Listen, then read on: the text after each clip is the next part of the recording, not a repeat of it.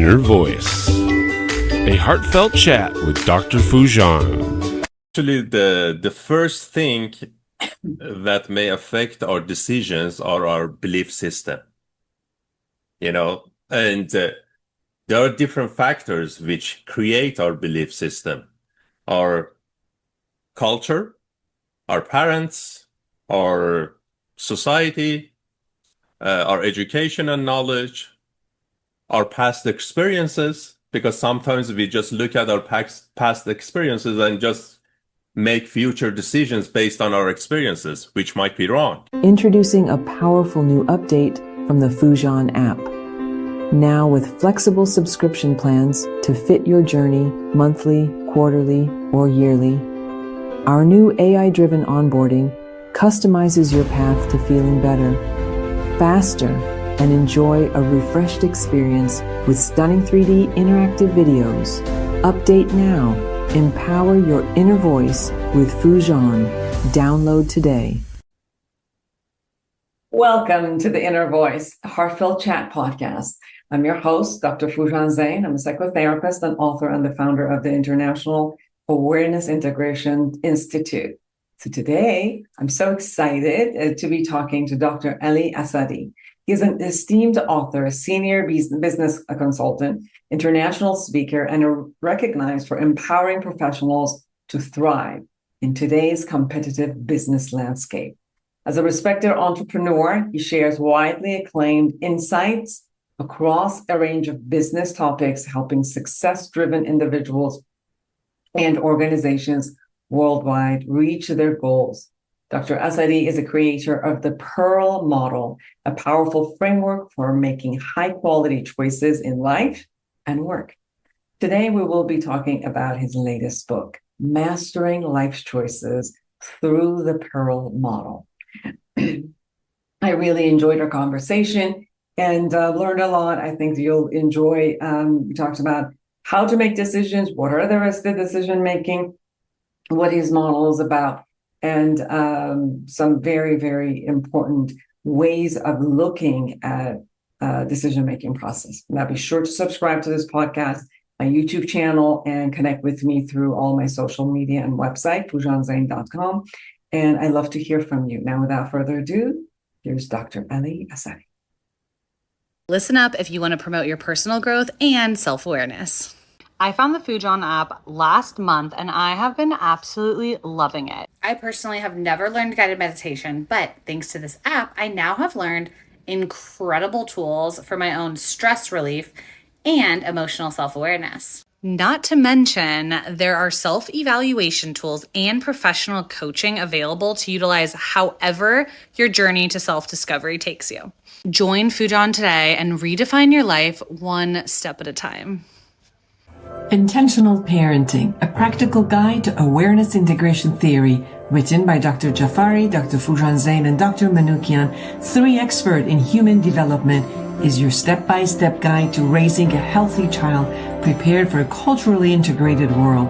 You're supported in parenting infants to adolescents using the latest evidence-based scientific research on parenting. Order your copy on Amazon now. I'm so excited to have you back on our show, Dr. Ali Asadi. Welcome. Thank you so much, Dr. Zeine, for having me. Great to be with you.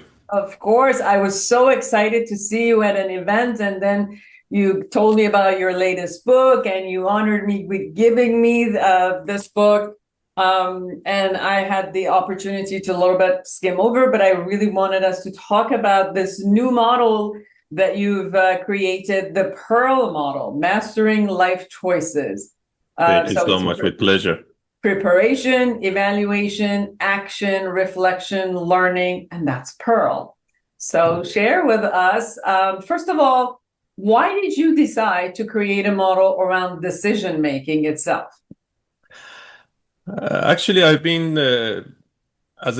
a business consultant and for more than 10 years, and I've been dealing with a lot of business managers and who had personal or professional issues in decision makings.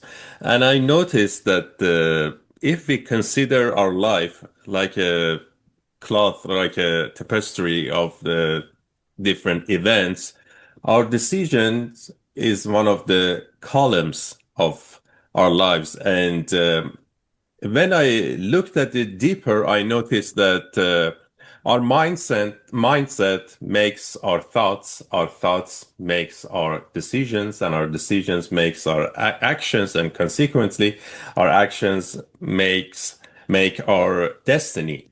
So it's like a domino effect, and decision making has a very important role in the middle of that domino. So I decided to study most of books in this topic, and also I got reflection on my own experiences, my own decisions, and I also checked politicians' decision making. I looked at the history of decision making, the most uh, terrible decisions by people in politicians, in personal or professional lives, and I came up with this model, the Pearl model, which is based on the critical action learning, meaning learning by taking actions, and also it got some insight from aviation industry that I will talk more about this. Sure. So obviously, decision making, as you said, it encompasses the results that we create in our life, right? So most of the results are not a bit based on what's happening outside, but based on the information that we gather from outside.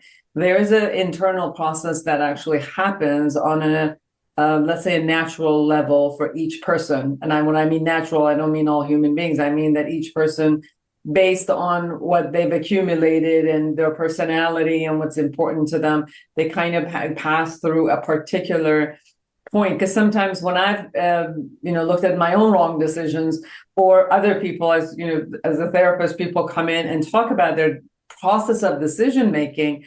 One of the things that it's been really interesting to watch is that there is sometimes you look at, okay, maybe they don't have all the information. Maybe they're not looking at all the information. Most of the people see all the information, and yet there's something particular that becomes more important to them in the midst of all of this. And sometimes they call it emotions, and not necessarily that it's emotion. I know people say, like, I make decisions emotionally versus like logically. They still made it logically. It's just another one angle of what was important for them had a higher priority in the list than the other ones. Can you share a little bit about what? Yeah, you mentioned two great points here. First of all, you talked about decision-making process. Most of us judge our decisions based on the results, not based on the process. That's why even if we have a good process, we gathered information, we analyzed them properly, and we looked at different criterias. But if we don't get good results, we think our decision was wrong. This approach is not correct. Why? Because we forgot to consider the role of luck in decision making. Most of us think decision making is like playing chess, which is not. Decision making is like playing a poker, in which there are some factors which are not under our control. You know that if you are the best poker player in the world, there is a high chance that you lose to a beginner by 40%. That's how I've always won. Yeah.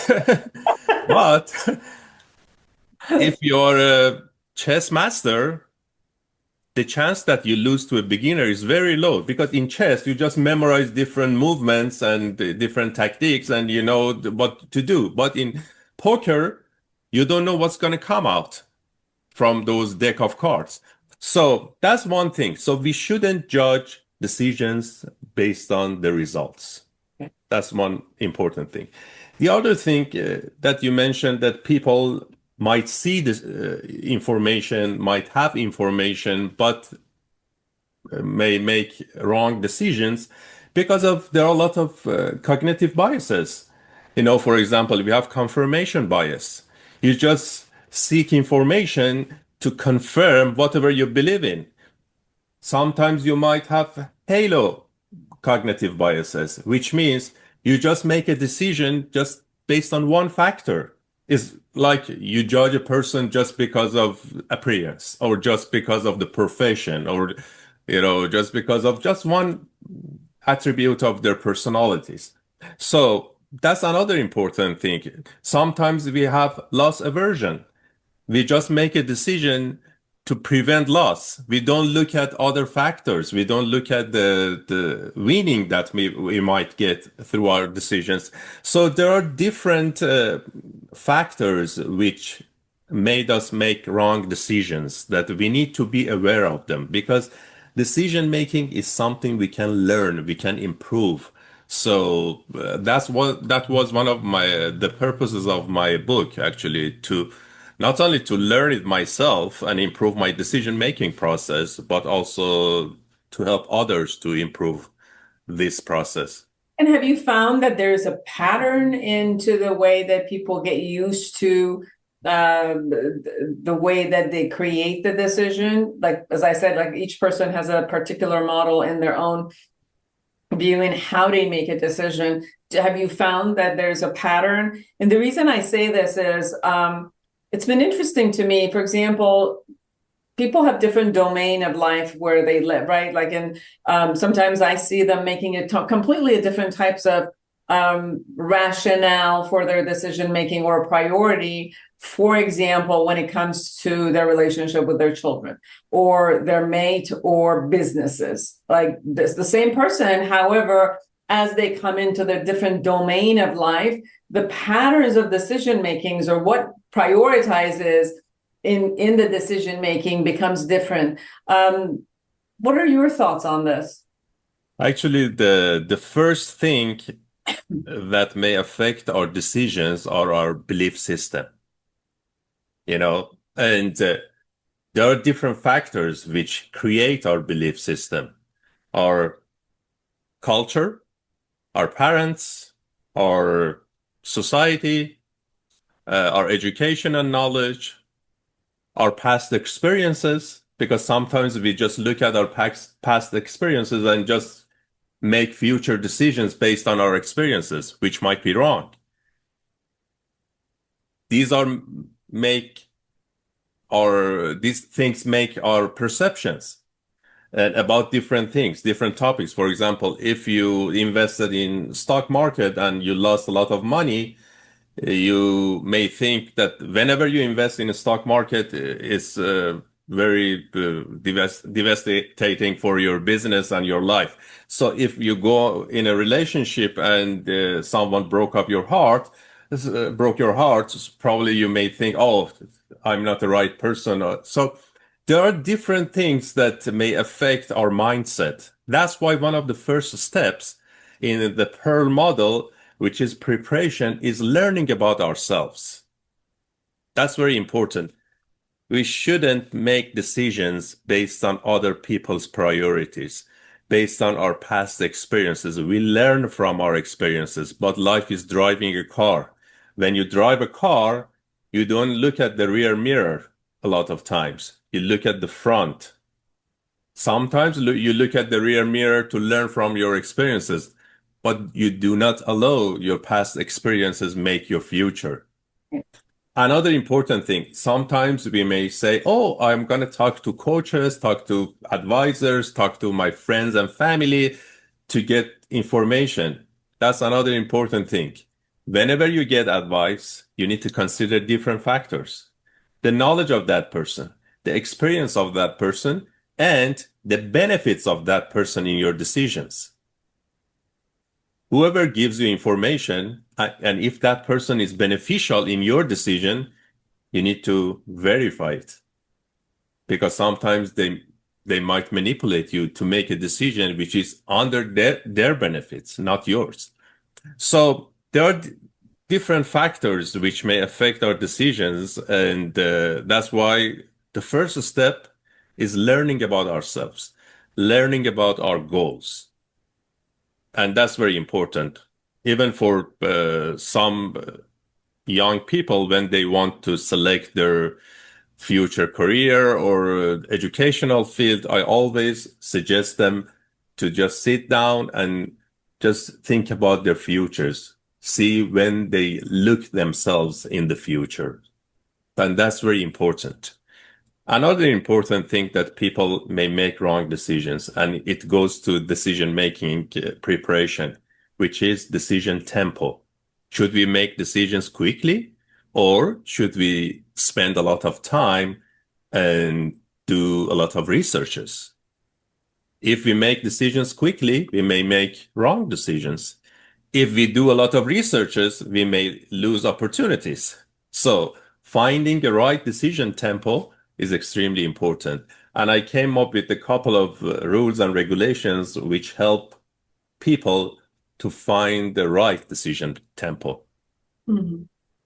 So, and obviously what we're talking about at this time, they could be decisions that are not sprung upon us, which at the moment we have to make a decision. Because if you're looking at doing your research, looking at all the alternatives, I'm sensing these are more decisions that it's the next phase of life that we are not necessarily responding to the world in a quick way, but we're looking, contemplating, evaluating, and all of it. But in the same token, if we go through this model and look at the different angles and prepare ourselves, since the first one, the P is preparation, we get to know ourselves and all of that. Then when you kind of like master the game of yourself in the decision making, then you can also adjust that to quick decision makings that are reflection necessarily or a reaction to that we have to make a decision at that moment because someone strung something upon us that we actually have to make a decision. Exactly. And as I mentioned, there are different rules and regulations for it. For example, there is a rule that actually Jeff Bezos created it. It's called the two-way door policy. So Jeff Bezos mentioned that if there is a decision that's like a two-way door, you can go from, and then you can come back. You can make your decision quickly because it's reversible. Or there is another rule called 10 rule in decision making. Means whenever you are going to make a decision, you need to think about the impact of that decision on your life 10 minutes, 10 weeks, and 10 months from now. Definitely, if the impact is on 10 months and 10 years, you need to take your time and spend more time because that's going to be a crucial decision. So we understand these things by just practicing. So the preparation is more about, as you said, awareness of ourselves, looking at who we are and getting to know ourselves, evaluate. And also learning about the problem. Learning about the problem. Yes, because problem definition is one of the most important parts of preparation. So sometimes we may target the wrong problem. We spend a lot of resources, and at the end, we'll find out that it was not the right problem. Even in business, for example, I've seen there are some people that they think, for example, marketing or lack of having enough customers is their problems. But when we get to the root of that issue, we notice that the main problem was human resource management or the lack of leadership. So problem definition is also extremely important. What's your purpose of that decision? For example, what's your purpose of buying that house? Do you want to show off other people that you have a big house, or you want to have a comfortable place to enjoy your life? So when you go deeper on your purpose, sometimes you may identify there are a lot of biases in your purpose. So I've created different checklists to analyze yourself, to analyze your objectives, to stay away from personal biases, to clear your mind. So, and that was another section of preparation. And after that, we come up with different criterias. If different things that we are going to compare, they have in the same category. For example, if you are going to buy a house, you know that different houses might have, similar criterias, like in terms of the space, in terms of the location, pricing, and so on. Sometimes we might make decisions regarding different things that they do not have similar criterias. For example, you want to purchase a house or you're going to move to another city. So in this case, you need to consider profit and loss and which are not just financially. Right. In general, whenever you make a decision, you have three risks: financial, relationship, and health. And these things are related to each other. If you don't have a good profession or business, it may affect your health and relationship. If you're not healthy, it may affect your business and relationship. And if you are in a problematic relationship, it may ruin both your health and financial lives. That's why whenever you're going to make a decision, you need to consider all these three factors. Sometimes we may make a decision which is great financially, but it may ruin your relationship and your health. So you need to be aware of that. And that's the thing that most people don't care about. At the beginning, they look at the deal as, oh, it's great financially. But they don't pay attention that the subsequent of that financial decisions, they forget to look at the relationship side of it, to the health side of it. And that's very important when you evaluate different options. How about miscalculations, such as, for example, the conversation you were having? Because, for example, when I speak with some clients who are wanting to open a business or relocate because of a job offer or a business offer, which creates, or migration from a country to another or a state to another state, and sometimes I think that what you talked about, the bias, is that because some shiny coin is in front of us and really holds us, and that's what's missing in our life, and we thought this is the only thing that is holding us from being happy, shows up. Don't we downplay that? Again, not that we don't have the information, or I know. A lot of times that even in sessions we've talked about it and know it, we actually look at all of it. But I've also noticed that as human beings, we downplay some of the risks because we want the shiny coin or whatever that is. Like even relationships. I know. With premarital counseling, well, they come and you look at all of these red flags and orange flags and yellow flags, and not that they don't know it, but it seems like they downplay some of it because at that moment the level of the pleasure of the connection or the intimacy, or they've been alone for so many years that they just want someone. And how do you, in the Pearl model, how do you handle this level of bias? Great question. That's the area that I got insight from aviation industry. As you may know, the chance that you get killed in a hospital due to medical mistakes is 6,000 times more than you get killed on the plane. Why? Because of human errors. Why we have less issues in aviation industries? Because of checklists. Have you seen those pilots? They always have small notebooks in front of them, although they may know everything, but they have checklists to check everything. And that's one of the things I brought in my book, to have checklists in different areas. Whenever you are going to define a problem, look at the checklist. Probably you forgot some things. Whenever you are going to evaluate different things, it doesn't hurt just to look at the checklist as well, to see if probably you skipped some area, or you got so emotional and your emotions just impacted your decisions. So it's good to look at those checklists, and it's kind of alarm just to awaken you regarding that things. And that's the thing I believe that is very helpful when you look at those checklists and you see, oh, how come I didn't consider that in my decision? And how do you bring the value of emotions into the process? Because obviously, so far, we're alluding to the concept of how to go in an evaluation of the logical aspects and profits and losses and, the risk management and what is and all of it. But there is also the factor of course, our excitement. And most of, when you said, what is the purpose of doing this, a lot of times the ultimate purpose still comes down to some sort of an emotional satisfaction, right? So in the same token, that emotion becomes like, the highest priority, or it becomes like the fuel of the motivation in order to move forward and decide in that way, or even move us forward. And almost like the pleasure that we're hoping to get justifies the amount of pain or effort that we have to do, creating whatever result we want to in this decision we're going. How do you put emotional charge into the system? As you know, 80% of people makes decisions emotionally than logically.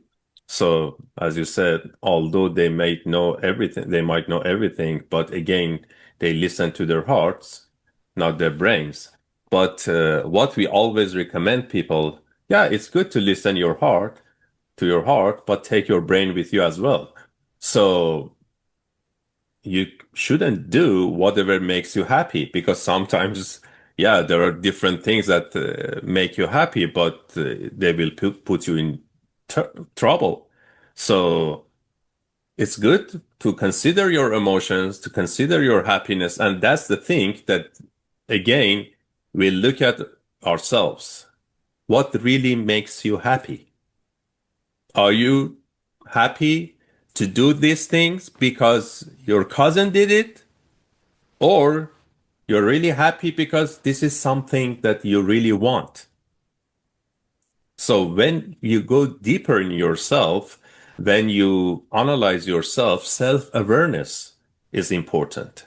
Oh, this decision, what I'm doing is just because I just compare myself with others. This is not me. Probably if they didn't do that, probably I wouldn't want to do that. So that's very important. Again, learning about ourselves is extremely important. Yes. And then you'll offer them my model of awareness integration in order for them to become Exactly. See, we compatible each other. Exactly.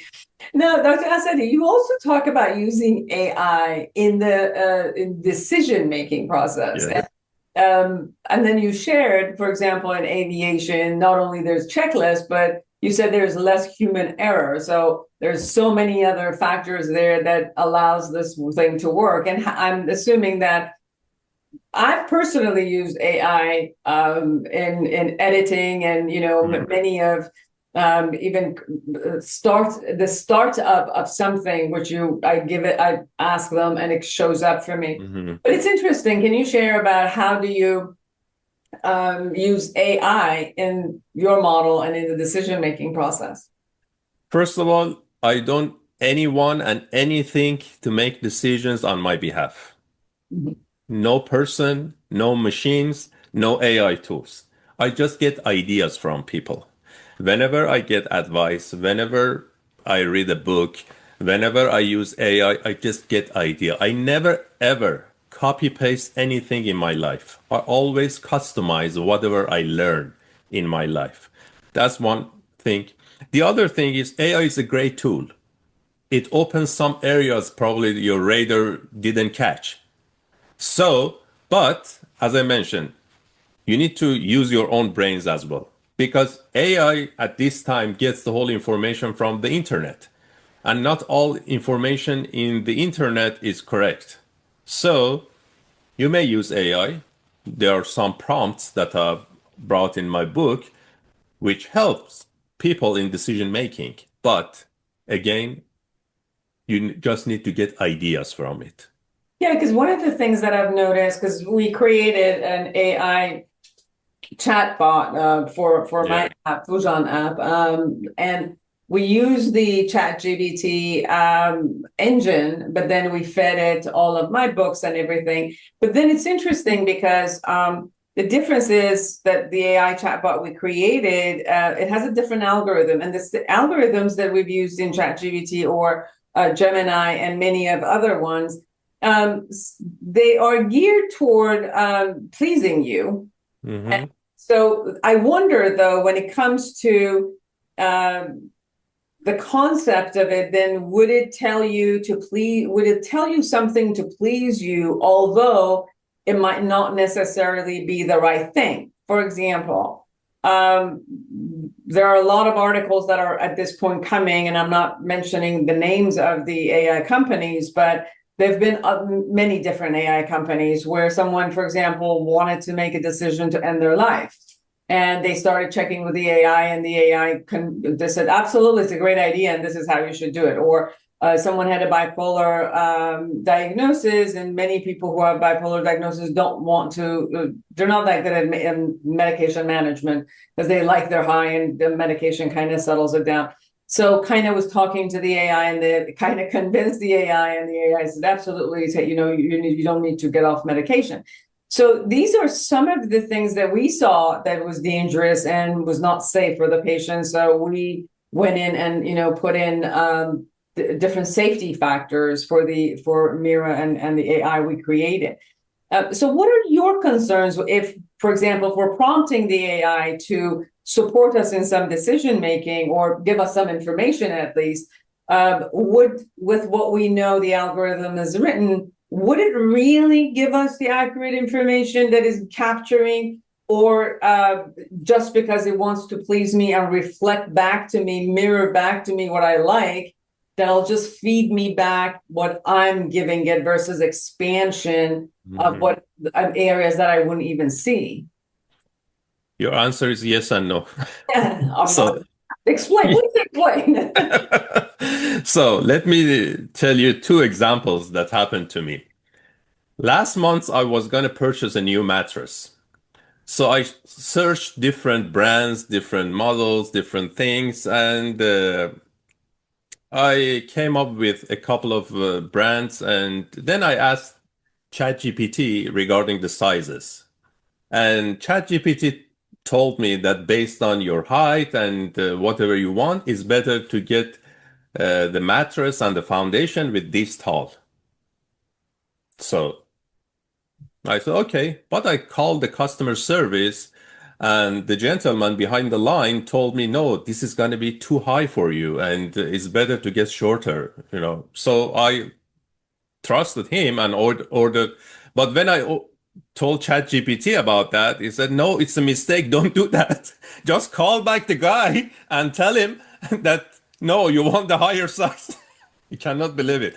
And when I got the mattress, I noticed even the one that the guy already sent me, it was kind of high. So I'm glad I didn't listen to ChatGPT. Another thing, I tested AI for investment in real estate.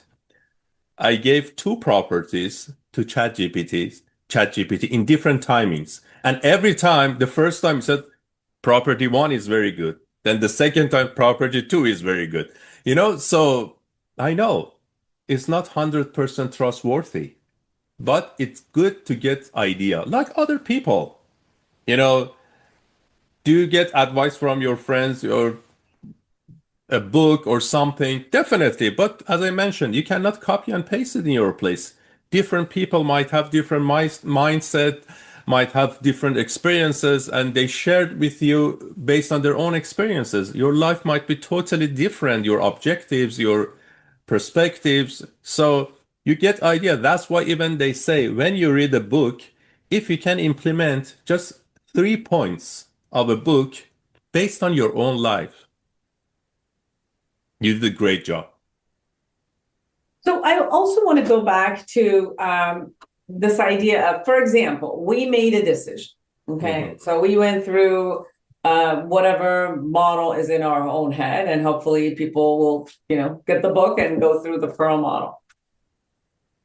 As you said, it's not 100% proof, right? You always have the element of the poker playing, and you might have information later on shows up that you didn't have, and you couldn't really put it into the, factors that you were making a decision, or some unknown thing happened, or luck was not there, or whatever reason that your decision showed that it just wasn't the right decision. So one angle of it is that I want something and I'll go forward and I don't get it. And then I'll say, okay, I made the right decision. Another one is that I will get it, but then in hindsight, the results show me that it was the wrong decision, and or my needs change and that happened.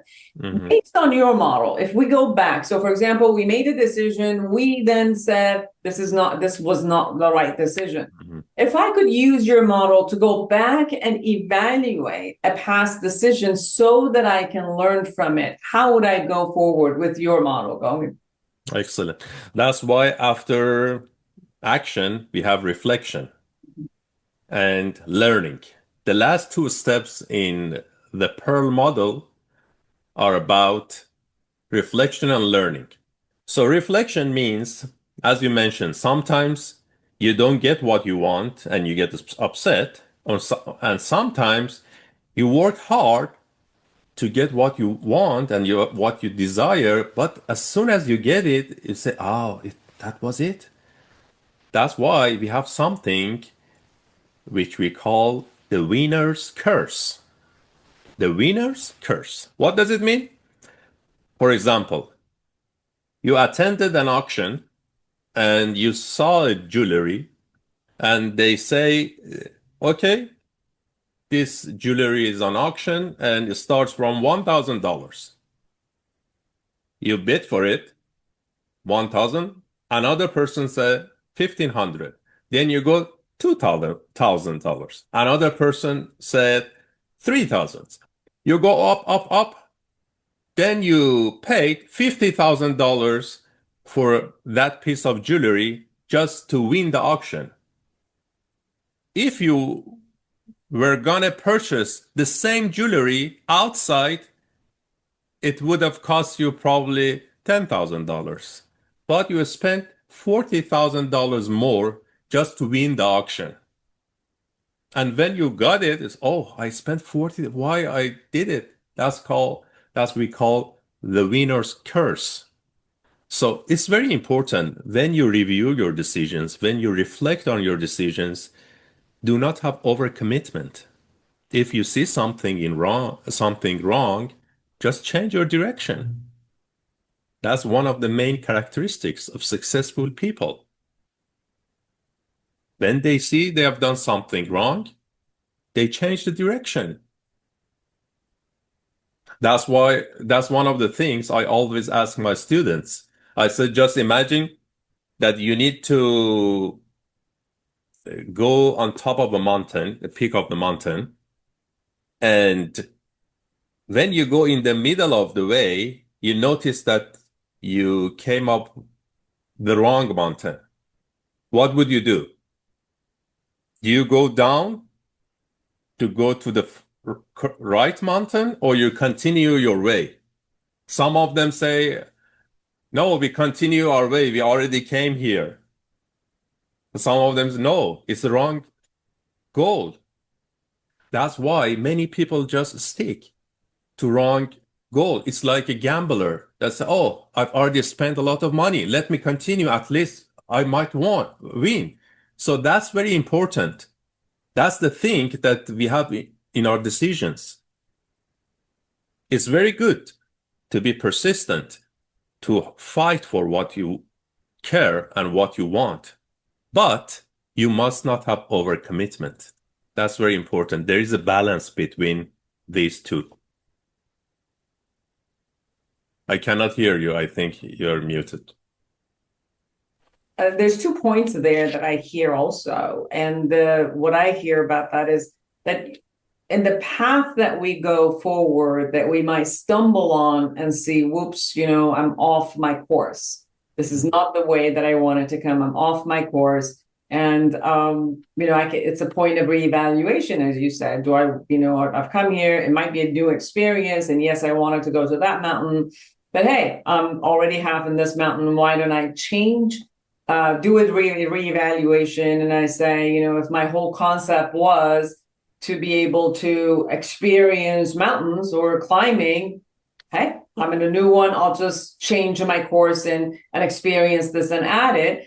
Or if I was passing through the mountain because I was going to get somewhere else, and obviously if I'm on the wrong mountain, I'm not going to get somewhere else. So then I have to get off of it and move. So this also shows up in many of our decision makers. Like, okay, I wanted to have I wanted to have such a, like this business, or I moved to a new location, or I was in my fantasy, I came to this relationship and I married this person because I wanted such and such. And now I'm in the midst of it. Now I need to reevaluate the original purpose, and I'm here. Should I just continue with what's going on, or should I actually move away? So even part of the decision making is whether I shift to a new place or not. And I think it's very important what you said. That's why this model is a cycle. It's not a straight line. Yes. Because you may need to do through different cycles to get to where you want to be. Yes. Sometimes you may try different things. And in this way, you learn about yourself, you learn about your preferences, and then you can prepare better, then you can make decisions, and then again by reflection and learning you come up with an optimized decisions and then you take action based on that. Okay, everyone, now go get this book, Mastering Life Choices, The Pearl Model, by Dr. Ali Asadi, and you will have a lot of not only great tools but assessment tools and resources that would really support you. Anything we haven't said that we need to say? Just we always say knowledge is power, but which is not. Taking action on whatever you have, your knowledge is power, getting insight. Because whenever you read a book, we have a lot of people like that. They read a book and they don't do anything. They go for another book, then another book. So that's not a good approach. It's better to, whenever you read a book and when you finish it, just try to take some actions based on whatever you learned. And after that, you can go for another book. Just reading books without taking actions doesn't work. That's my advice to people. You have a lot of good action prompts in your book that people can actually use. Where can they find you and your book? I'm assuming Amazon, right? Yes. Okay. And where can they find you? Through my website, aasadi.com, and my number is 310-844-6735. Beautiful. Thank you so much for taking my pleasure. Be with us. Thank you so much. It was a great pleasure. For all of you who are out there, if you liked what we talked about, please share it with someone and then give us a rate and on the podcast, wherever you hear your podcast, and create an amazing life for yourself and everyone around you. And until next week, bye-bye. Are you a psychotherapist looking to enhance your practice? The Awareness Integration Therapy developed by Dr. Foojan Zeine is a comprehensive guide to the principle and techniques of this powerful therapeutic approach. Join the growing community who have elevated their practice and expanded their skills by embracing Awareness Integration Therapy and witnessing its life-changing impact. Order your copy on Amazon now.